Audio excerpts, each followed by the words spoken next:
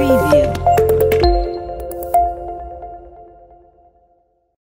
Assalamualaikum Pak Akrom. Waalaikumsalam warahmatullahi wabarakatuh. Panas banget ya Pak Akrom ya hari ini ya. Iya, alhamdulillah. Yang pasti Mahameru Promadu Pahit ini terbuat dari beberapa bahan herbal di situ dulur. Ada propolis, sambiloto, broktowali, madu hitam, kemudian porwoceng dan juga pasak bumi. Nah, propolisnya sendiri ini juga menggunakan pelarut air, jadi lebih aman begitu ya untuk ginjal. Pak Akrom, Mahameru Promadu Pahit ini bisa dikonsumsi untuk anak-anak, itu batasan umurnya berapa nggih? Untuk anak-anak disarankan sih di atas 10 tahun ya. Di atas 10 tahun untuk minum ini ya. Kalau enggak ya agak repot nanti. Doyan makannya kuat, terus akhirnya keaktifannya juga makin tinggi. Mengapa? Karena ada pasak buminya, ada porwocengnya. Di situ itu kandungan zat aktifnya itu meningkatkan sistem metabolisme atau sistem pembakaran di dalam tubuh. Kalau kita aktivitasnya tinggi, kan berarti pembakarannya tinggi. Nah, seperti motor tuh ya, kalau digas buanter ya buanter, tapi gak digas ya gak maju kan. Betul. Jadi di sini pembakaran yang dapat dilakukan oleh sel itu meningkat karena efek dari porwoceng, dari pasak bumi yang kandungan zat aktifnya memang merangsang pembakaran. Makanya untuk ibu-ibu atau sederek-sederek sing rada overweight, ditambahin mengkonsumsi Mahameru Promadu Pahit, itu akan lebih cepat terjadi pembakaran. Makanya rasanya akan panas terus ke badan ya, keringetan aja. Jadi itu bukan apa-apa, itu malah efek yang kita harapkan untuk membakar lemak-lemak yang ada di kulit ya, terutama di luar dari otot ya. Nah, di situ nanti emang perasaan jadi panas, keringetan. Nah, itu adalah efek dari pembakaran lemak itu ya. Oh gitu ya. Jadi ternyata bagus juga ini untuk yang mungkin lagi melakukan diet atau gimana ya Pak Akrom ya. Mengatur berat badan lah kalau mengatur berat badan, tapi juga harus diimbangi. Kalau kita pinginnya berat badannya stabil ya diatur untuk pola makannya ya Pak Akrom ya. Kalau gorengan, Win tuh yang penasaran gini Pak Akrom, sebenarnya makan gorengan itu bisa memicu diabetes. Kok bisa gitu loh ya? Kan gorengan tidak manis ya. Kalau gorengan itu kan tidak manis Pak Akrom. Iya. Pada dasarnya yang namanya kalau manis itu kan kita identik dengan gula. Nah, biasanya gitu. Ya, sedangkan gula yang jenuh itu dalam ilmu kimia itu ya adalah tepung itu tadi, Mbak. Atau nama ini internasionalnya karbohidrat. Nah, kalau tepung kan bahasa Indonesia. Nah, karbohidrat dari sumber manapun itu akan diubah menjadi kalori. Nah, kalori itu dalam proses selanjutnya adalah menjadi tenaga. Nah, kalau harusnya dibakar oleh sel untuk dipakai untuk aktivitas, itu tidak dipakai, akhirnya kan disimpan menjadi lemak. Nah, saat mengubah makanan dari tepung menjadi kalori di dalam tubuh atau gula di dalam darah, itu memerlukan yang namanya insulin. Nah, insulin ini dihasilkan oleh pankreas. Nah, kalau kita keseringan makan tepung-tepungan, kita ini orang Indonesia itu luar biasa, khususnya Jawa. Makannya nasi. Terus kemudian lauknya ini ya tempe yang dikasih tepung. Ya kan? Seringan kan begitu, atau tahu yang dikasih tepung. Ditepungi gitu kan. Terus kemudian ayamnya juga ditepungi. Iya betul. Terus, nanti sayurnya sayur terong. Nah, terus kemudian pemeriah makannya kerupuk. Nah, itu kan dari tepung juga. Iya betul. Di sini makanya kenapa jadi pemicu diabetes. Terus cemilannya juga tepung, gorengan. Terus kemudian cemilan yang lain roti. Ya, roti kan sama aja juga dari tepung. Makanya di sini kelelahan dari pankreas menghasilkan insulin. Akhirnya ya gula di dalam darah kita tidak bisa menjadi kalori, tidak bisa menjadi lemak karena insulin udah lelah. Iya betul sebenarnya ya. Akhirnya ya itulah jadi kencing manis. Rentetannya nggak cepet sih, lama itu.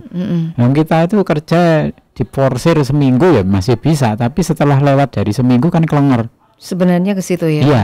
Jadi insulin juga begitu. kalau kita masih muda itu ya masih kuat aja. Terus kemudian bertambahnya usia, daya tahan untuk memproduksinya itu pankreas itu udah melelah juga. Nah, itu. Oke, untuk yang rentan ini ya terkena diabetes atau kencing manis itu sebenarnya usia kisaran berapa ya Pak Akrom ya? Ya, yang terkena kencing manis. Pada dasarnya kalau dulu ya, kalau saya suka mengamati itu anak-anak yang lahir berat badannya lebih dari normal di atas 3,5 kilo, itu dewasanya itu kecenderungannya itu kencing manis. Walaupun keluarganya enggak ada. Enggak ada riwayat kencing manis ya, dari keluarganya ya. Itu banyak tetangga-tetangga saya yang ya umurnya di bawah saya jauh ya. Saya suka mengamati itu kan udah dari kecil tuh ya. Saya suka mengamati aja SD itu suka mengamati. Kenapa? Waktu itu kakak sepupu saya sekolahnya di SPK. Nah, saya sudah mulai lancar baca, itu suka baca aja. Terus kemudian di situ saya baca ya tentang penyakit-penyakit kan. Nah, di situ yang saya baca saya tertarik sama ya kencing manis juga salah satunya. Nah, di situ kalau bayi di atas berat badan lahir ya, nah itu lebih dari 3,5 kilo. Nah, itu gedenya saya di situ di buku itu ditulis begitu. Cenderung gitu. Cenderung untuk kencing manis itu dari kecilnya udah ketahuan. Nah, kalaulah usia sudah dewasa, itu kecenderungannya itu mulai ya biasanya itu 30-an ya. 30-an kan biasanya orang itu kerja itu kan sudah mulai mapan ya. Kalau 25 tahun itu kan masih cari kerja yang mapan. Terus kemudian 30 kan merasa udah mapan. Betul. Terus berkeluarga. Nah, akhirnya kan ngelos makannya karena kan aktivitas udah menurun. Nah, pulang kerja dulunya masih ada olahraga. Begitu punya anak, akhirnya kan yang digul kan anak-anak bayi ini ya kan. Terus akhirnya kan mengurangi olahraga. Nah, makanya di sini gula yang kita konsumsi itu tidak jadi lemak dan tidak jadi tenaga, numpuk. Nah, ginjalnya pankreasnya kelenger lagi. Oh gitu ya.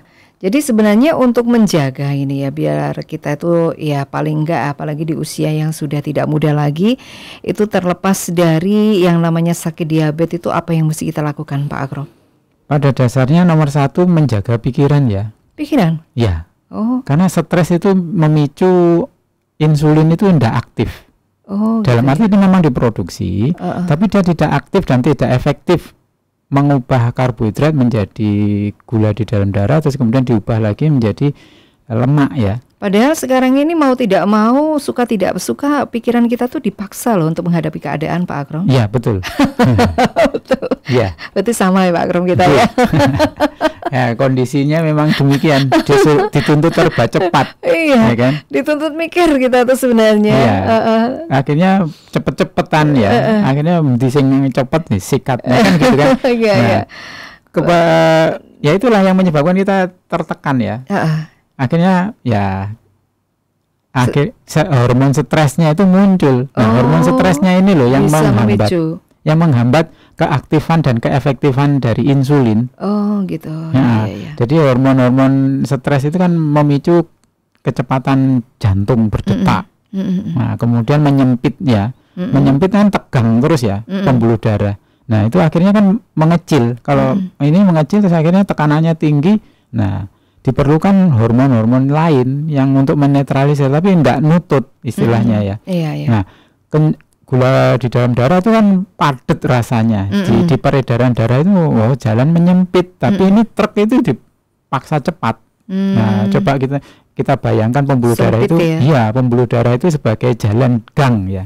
Kayak di depan Mahameru kan truk kalau lewat situ bagaimana? Ya kan?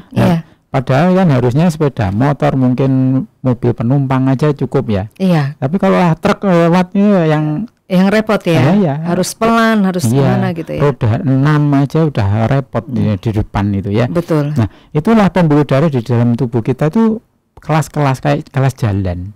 Kelas jalan nasional ya, itu kan pasti mulus besar, lebar ya.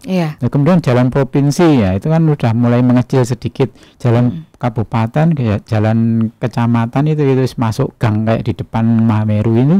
Terus kemudian masuk gang beneran. Nah, kan itu nggak bisa dilewati truk.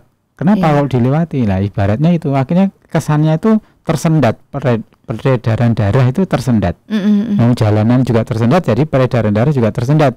Karena memang berat, tidak mungkin lewat situ. Nah itu dipaksa. Nah itu hormonnya itu mengatur ya. Hormon itu salah satu kayak polisi gitu ya, mengatur alur ya, supaya nanti tidak macet, tidak terjadi kecelakaan. Nah gitu. Sementara untuk fungsi dari Mahameru Pro Matupahit sendiri di sini bisakah mengantisipasi biar kita tidak gampang terkena diabetes? Selain kita juga harus menjaga pola itu tadi ya, pola pikir, pola makan itu tadi Pak Akrom. Ya, pada dasarnya yang paling kuat untuk menjaga gula darah kita tetap stabil dan mengaktifkan dan mengefektifkan kinerja dari insulin itu adalah sambilotonya, Mbak. Sambiloto yang ada di Mahameru Pro. Ya, makanya di sini nih peran utamanya di situ. Sambilotonya itu mengatasi dan membantu ya, istilahnya membantu insulin untuk tetap aktif dan efisien bekerja. Nah, kalau lah mau ya monggo pahitan dewi gawe wis monggo lek tapi kan biasanya nggak betah gitu ya, pahit banget ya. Kalau sebenarnya di Mahameru Pro Matupahit ini masih bisa ditoleransi kok pahitnya, jadi tidak pahit banget gitu enggak, karena memang ada madunya itu ya mungkin Pak Akrom ya. Ada madunya, ada sedikit sepet-sepetnya itu ya. Seperti yang kemarin panjenengan bilang ada apanya yang itu rotok-rotok mapiar itu kecut-kecutnya gitu ya. Ya. Kalau sambiloto itu kalau mau wong saya tuh sering nyobain ya. Dari kecil apa aja saya cobain. Gitu itu ya. Rasanya sambiloto itu pahitnya itu sampai ke tenggorokan itu. Iya. Terasa masih. Iya. Nah, kalau brotowali ini ada pedesnya. Ada pedesnya itu. Nah, itu kan nanti larinya menyebarnya ke paru-paru. Kalau dalam ilmu herbal itu kalau pedes itu larinya ke paru-paru mengembang. Makanya cobain jenengan naik pedes rujaan. Rasanya lah biar ke pertama kali pedesnya itu kan langsung biar gitu kan. Nah, itu pedesnya cabai itu langsung ke paru-paru. Biar gitu, tapi perut juga gitu tapi. Iya, terus langsung rasanya biar keringetan langsung. Iya. Nah, itu. Tapi kalau berlebih juga nggak bagus lah ya, rujaan itu. Jadi bolehlah lombok 2 gitu, jangan berlebih. Yang suka pedes ini biasanya ya. Kalau kita baca-baca di media sosial gitu, yang suka pedes itu apakah tidak ada tidak ada resiko yang ditanggung ya Pak Akrom ya, makan sebegitu banyak cabai ya? Ya pasti ada. Apa karena demi konten gitu mungkin ya? Ya itu kan ada juga tuh biar desainnya ya, istilahnya di balik layarnya itu ada yang kesakitan sampai sebenarnya Kenapa? Capsaicin atau rasa pedasnya cabai itu itu kan membakar sifatnya. Betul. Nah, tenggorokan kita langsung meradang, merah total. Sebenarnya ya. Iya, sampai di lambung lah. Lambung itu kan ya kalau kena asam itu kan pedas sama asam itu kan koyo kayak geni disembur karo lengogas langsung lebih gitu hebat. Iya. Kalau melihat di di media sosial itu loh Pak Akrom, lombok itu kan langsung digadu gitu ya, makan gitu. Apakah itu tidak sakit apa gimana, rasanya apa sudah mati? Kadang gitu ya. Apa bener gitu loh. Nah, itu kan banyak toh yang kalau di balik layar itu kan ada cerita-ceritanya. Saya di TV sering juga disampaikan. Gitu ya. Ya, demi konten ya memang. Biar konten ya. Padahal mungkin waktu dia mengunyah juga ngempet istilahnya. Iya. Dia pasti merasakan pedas itu jelas lah. Iya. Nah, itu yang di Indonesia kemarin tuh sampai nginep 5 hari itu. Di rumah sakit ya. Iya. Karena memang lambungnya tidak mampu gitu ya. Jadi segala sesuatu itu memang harus dikonsumsi secukupnya saja. Kalau secukupnya itu malah bermanfaat sebenarnya Pak Akrom ya. Ya. Apapun ya. Seperti lombok itu kalau secukupnya ya sumber lah, kalau masak gitu kan malah enak dirasa gitu ya. Nah, begitu juga dengan Mahameru Pro Matupahit ini, panjenengan juga harus membaca aturan pakai di situ. Karena memang peramunya atau peraciknya itu sudah benar-benar memperhatikan gitu ya untuk aturan pakainya. Di sini aturan pakainya itu dewasa 3 kali sehari 1 sendok. Tapi ada juga yang minumnya 2 kali sehari, 2 kali sehari pagi dan juga sore itu 2 sendok. Dan itu juga bisa dirasakan tidak apa-apa itu Pak Akrom? Tidak apa-apa. Ya, kalaulah memang ya di tubuhnya memang perlu ya nanti nggak apa-apa. Nggak apa-apa ya. Ya tandanya coba diperhatikan ya. Itu kan makanya orang kan kalau pengen telu aku gak sempet sih ngawan ya. Biasanya kan gitu. Makanya dioper ke pagi sama malam, 2 sendok untuk pengobatan gitu ya. Kalau begitu nggak over tidak ya kalau segitu ya Pak Akrom? Enggak. Sebenarnya karena, pas ya. Ya, pada dasarnya sistem pencernaan kita itu unik ya. Unik dan ruwet juga sih kalau dipikir. Unik dan rumit. Ya. Nah, kalaulah kita memberikan konsumsi ya, mengkonsumsi sesuatu itu kebanyakan, banyak tapi saat itu terus kemudian dia jeda, tidak diisi lagi, ya dia akan efektif. Ya kayak kita kayak pegawaian diberuk nih, isu, tapi awan gak dikei pegawaian kan kita menjadi lebih tenang, mengerjakannya itu lebih tenang. Tapi kalaulah nggak ada jedanya itu malah bahaya, kita nggak ada sempat istirahat. Nah, lambung kita itu harus sempat kosong, itu kurang. Karena dia mengosongkan sekali makan gitu ya. Kita makan pagi jam 7. Makanya jam 11-an itu kita kelaparan karena sudah kosong. Iya. Makanya kenapa instruksi dari dokter itu ya, dosisnya itu 3 kali ya. Setelah itu kan sudah kosong, siap menerima pekerjaan baru. Nah, kalaulah pagi sore atau pagi malam itu kan jauh. Cuman ya itu kadang-kadang ngemilnya nggak istirahat, akhirnya ya kesannya lambungnya penuh terus. Nah, itu yang nggak bagus. Ya, makanya di sini kalau untuk terapi sampai 4, hitungannya kan dalam satu hari itu kan 4 sendok. Contohnya kalau 2 ya. Iya. Nah, kalau itu ya nggak apa-apa sebenarnya. Nggak apa-apa sebenarnya, betul. Yang bisa merasakan sebenarnya kan kita sendiri Pak Akrom.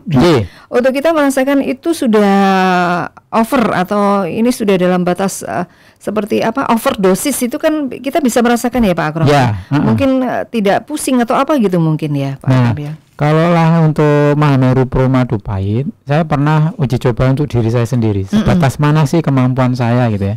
Saya minum itu ada kalau sekali minum itu 3 sendok. 3 sendok. Saya rasakan itu masih perut kosong ya. Makanya supaya nanti saya menyampaikan itu paling tidak saya tahu ya. Nah, gitu. Uji diri dulu. Ya, terus. Nyatanya apa? Habis itu kayak itu melihat orang itu kayaknya kayak pengen dimakan aja. Dalam arti laparnya itu lebih hebat. Gitu. Terus ya kalau saya ya. Terus kemudian tapi ya itu kalau saya tahan nggak makan itu ya gayaran, gemeter gitu ya. Iya gemeter itu biasanya kayak. Makanya ngelihat orangnya pengennya pengen makan aja gitu. Mikirnya itu makanya kayak pengen makan orang kayak kesannya kan kayak gitu. Karena memang keinginan untuk menjadi makan itu lebih kuat. Nah, terus kemudian satu hari saya selang gitu kan, besoknya saya coba lagi gemeter gak dituruti ngemil gitu ya. Tapi nggak ada pusing nggak. Gitu ya, cuman gemeter aja ya. Berarti itu sudah over ya. Nah itu. Jadi itu pernah saya laksanakan itu 2 kali ya, 2 kali pagi malam gitu ya. Malamnya, waduh. Tidak bisa tidur. Gak bisa tidur, ingin makan padahal kalau dengan takaran yang pas, Mahameru Pro Madu Pahit ini bisa menjaga kualitas tidur itu jadi lebih baik. Ya betul. Iya kan. Itu saya pernah ya uji coba itu sampai sebatas mana sih kalaulah kelebihan apa rasanya gitu loh maksud saya. Jadi di situ detak jantung saya itu cepet tapi lemah. Nah itu yang ya geter wong mbah-mbah ben nang ngaran geter gemeter ngono ki. Ya wis wayahe mangan ya itu memang tapi lemah. Nah, detak jantungnya cepat tapi teraba lemah. Iya. Nah itu makanya ya pengen mangan tok ae wis. Mikirnya cuma makan. Begitu makan nanti getarnya tuh menurun. Ya, makanya di sini mungkin pendengar yang lain Pak Mahameru mungkin yang lain bisa kalau pusing kayak kalau saya sih bukan merasakan pusing, cuman ya perasaan pengen makan aja. Gitu ya, mungkin perasaan pengen makan. Kalau mungkin pendengar ada yang merasa pusing ya wis. Berarti nanti diturunkan dosisnya. Yang standarnya 3 kali ya, 3 kali. Jadi 1 sendok gitu, 1 sendok, tapi juga tidak apa-apa semisal 2 kali pagi dan juga sebelum tidur gitu ya. Kalau menurut penelitian Asosiasi Jantung di Amerika, itu kita naik tangga dengan ketinggian 3 lantai itu sama aja kita itu jogging itu 15 kilo. Itu kalau naik tangga? Naik tangga 3 lantai ya. 3 lantai? Iya. itu sama saja dengan 15 kilometer kita jogging. Sebenarnya enak juga ya itu ya, Pak? Iya, makanya untuk itu mari ya, kalau lah kita nggak naik tangga gimana, mau naik gak tingkat ya. Nah itu repotnya gitu ya. Makanya beberapa saat kita naik, kalau jalan ngangkat lutut. Caranya gitu ya. Iya. Karena apa? Main menjadi orang tingkat loh, piye. Ya beruntung nggak tingkat. Kalau tingkat itu malah peok meneh loh. Ngopeninnya bingung. Gitu. Apalagi kalau sudah sepuh repotnya itu ya. Ya. Terus sesekali juga tumitnya dikenakan paha belakang. Nah, ditokok sampai mentok gitu ya. Nyetret gitu, malah kayak jetret gitu ya. Tungkae kuwi menyentuh paha belakang. Itu juga melatih lutut kita saat kita tekuk nantinya, dia akan tetap terjaga kelenturannya. Jadi tidak sakit nanti. Nah, semacam-macam ini kan sebenarnya sangat sederhana. Cuman kitanya yang ya tinggal kita komitmen istilahnya ya. Kita mau melakukan apa enggak. Kalau lah kita lakukan, insya Allah otot-otot di kaki kita nggak akan ada masalah. Dan menurut penelitian di University of Copenhagen, Denmark, di sana itu melakukan penelitian bahwa kekuatan otot kaki itu menentukan derajat kesehatan kita, terutama jantung. Apa tadi Pak Agrom? Kekuatan otot kaki ya, dari paha sampai betis itu ya. Paha sampai betis. Itu sudah diteliti dan penelitiannya sangat lama, dari tahun 70-an loh. Itu menentukan kesehatan jantung dan organ tubuh yang lain. Terutama jantung, karena memang yang kan awalnya di sana itu kan paling banyak serangan jantung gitu ya. Okay. Nah, itu setelah dilakukan suatu penelitian, mereka itu istilahnya menyampaikan ke publik, ya itu tadi jantung kita. Makanya kenapa dokter-dokter jantung itu pakai tangga kalau naik. Ya itu saya perhatikan, kalau penyakit dalam rata-rata ya wis. Yang saya perhatikan ya, dokter-dokter yang teman kerja dulu ya. Nah, yang ikut itu paru-paru. Dokter paru-paru itu ada gitu dua. Ya. Itu juga yang naik tangga ya. Yang saya hafal ketemu ya, itu naik tangga. Gitu. Paru-paru sama jantung itu. Pokoknya naik turun naik tangga gitu ya. Itu makanya di sini kalau kita mau mengoptimalkan gerakan kaki kita, ya akan lebih baik. Nah, ini tuh ternyata penelitian yang terakhir untuk dokter-dokter olahraga itu juga meneliti tentang efektivitas gerakan betis terhadap pembakaran atau pembuangan, istilahnya bukan pembakaran ya, istilahnya mengefektifkan gula darah itu hilang apa enggak, terpakai apa enggak gitu ya. Nah, itu istilahnya soleus push up. Itu dari ini ya, asosiasi ini yang di Amerika itu loh, wellness ya. Itu menentukan itu baru dirilis itu. Bahwa dengan posisi soleus push up itu mereka menyebutnya soleus. Soleus itu otot betis ya. Nah, itu nyatanya pola latihan mau jinjit ngetentok loh, Mbak. Selama 3 menit. Itu nanti membakar atau membongkar gula di dalam darah itu lebih efektif 30%. Makanya di sini untuk penderita kencing manis ya jinjit wae lah dengan kondisi duduk, jangan diem, kakinya jangan diem, sehingga nanti tidak terjadi penumpukan gula di kaki yang dimana saraf-saraf akan tumpul. Nah, kalau luka ya wis akhirnya kan enggak terasa. Akhirnya boroken. Nah, itu akhirnya ujung-ujungnya amputasi. Betul. Nah, itu untuk menghindari itu sudah dilakukan penelitian, itu baru dirilis itu 2021 kemarin ya. Itu efektif untuk membakar gula ya. Khususnya untuk penderita diabetes. Terus kemudian penelitian berikutnya adalah tentang kayu manis. Kayu manis. Ya. Nah, kayu manis di situ disampaikan ada 3 kelompok yang dikasih bubuk kayu manis itu hitungan sangat kecil ya, 1 gram, 3 gram, sama 6 gram. Setelah 2 minggu mereka dilakukan pemberian itu, setelah itu dicek gula darahnya selama 2 minggu, terus dibandingkan 2 minggu berikutnya dia tidak dikasih. Nyatanya apa? Kecenderungannya stabil gula darahnya. Dan lebih stabil. Ya, 3 kelompok itu sama.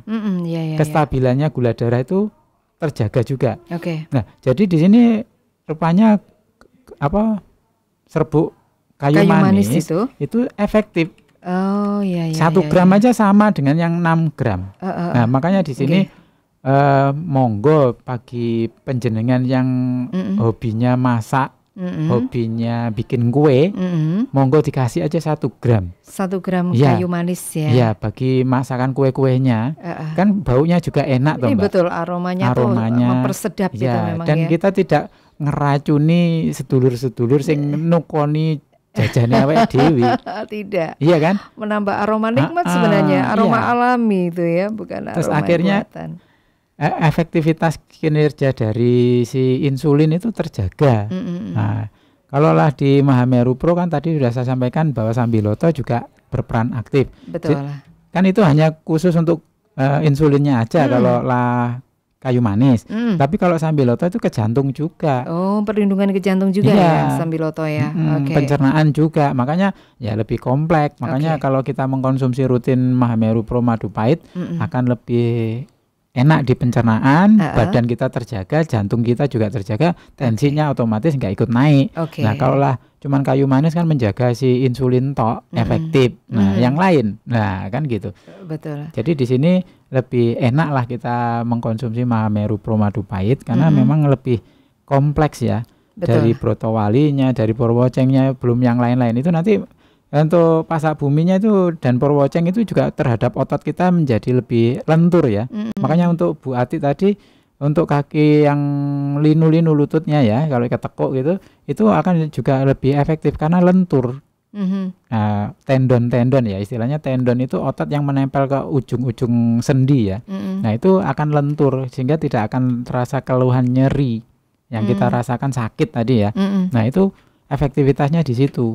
Makanya untuk antisipasi selain olahraga dilakukan memerlukan tambahan yaitu Mahameru Pro Madu Pahit saran saya. Nah, kalau lah untuk pijat-pijatnya tekanannya itu saat kita megang lutut itu kan tapak tangan kita pas di tempurung lutut. Nah, jari tengah kita itu merepet aja di tulang kering. Nah, di situ kita tekan-tekan. Itu nanti akan pas dengan titik yang suka nyeri, membawa efek nyeri.